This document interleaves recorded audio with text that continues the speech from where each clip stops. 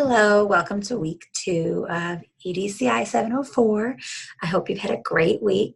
I really enjoyed starting to read your posts on your task stream reflections, and I've looked through your FCP stuff as well, so I will be continuing to grade those today, and I'll get them back to you as soon as possible. Hopefully you have gotten feedback from Dr. Porter as well, and are moving forward with week 2. As you look here, please be sure that you look at the celebrations and the prayers shares. Shonda and Gail, we are definitely still praying for you. Please make sure you note their concerns when you go over to the document. You will notice that you can give comments to them to just give them a little bit of encouragement. But we are sending you on our prayer list, so know that, please. As usual, the due dates are by Sunday night to do your beginning reflection, and then your response time for peers is by Tuesday. I know there was some Blackboard issue last week. Hopefully that is all fixed now. I have, again, taken them out of course evidence folders, so things should be easy to find.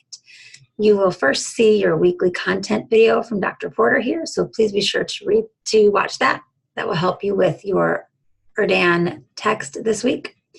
Then when you're looking at your readings, there's a lot of stuff kind of going on this week. There's PowerPoints and excerpts that you will want to read. So the first one is you're reading the PowerPoint on Deming and continuous improvement, which is right here. I will update this here. I did take it out of the folders. I did not do that, so I will do that. But the Deming and continuous improvement is right here. Then the Big Chill qualitative methods is right here. The program webinar is right here, and then your program evaluation resources are all right here. And you will need to click on the folder for that because there are a bunch of different program evaluation resources, so you will want to take a look at them.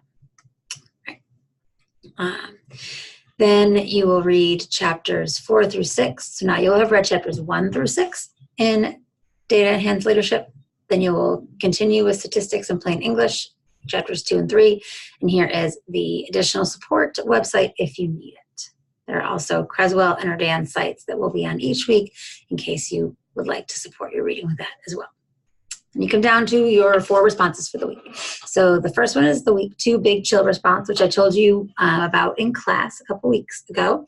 And that was where what you will do here is you will actually watch a clip from the movie, and then you will practice taking notes as a qualitative researcher. So you will basically create the transcript that you took apart in class that day. And then once you kind of have the video and you've watched it and you've transcribed it, you'll think about a research question based on what you saw. Then you'll watch it again and you'll take notes regarding that research question you came up with. Then read the PowerPoint, look through everything, and then you will post your research question, the reflection of your notes, and the reflection of your takeaways related to qualitative research methods based on the activity in PowerPoint. Then what I have done is in each of these responses, I've kind of noted how to really address your peers.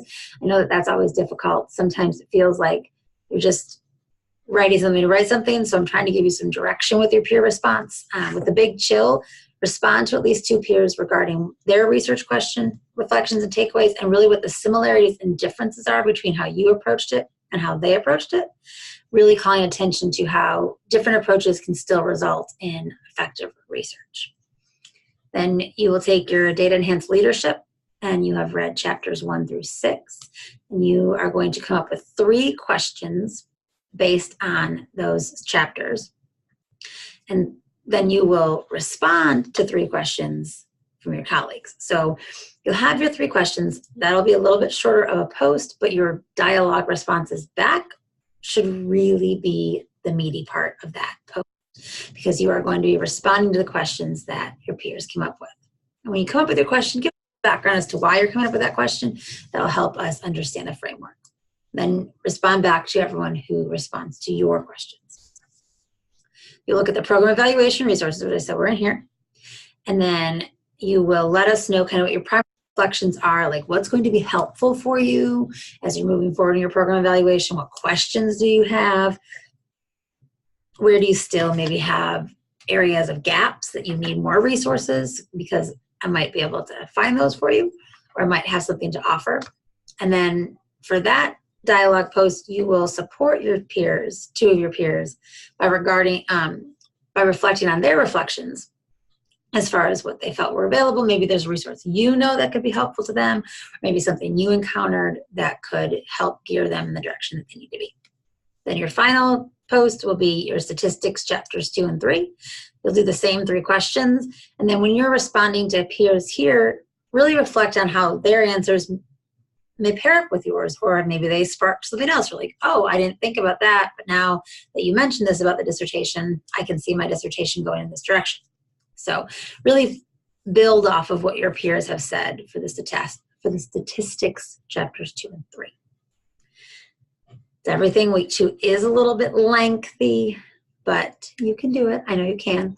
And like I said, I will get going on those discussion board posts from week 1. And let me know if there's any questions. Feel free to email, text, call, whatever you need to do. All right.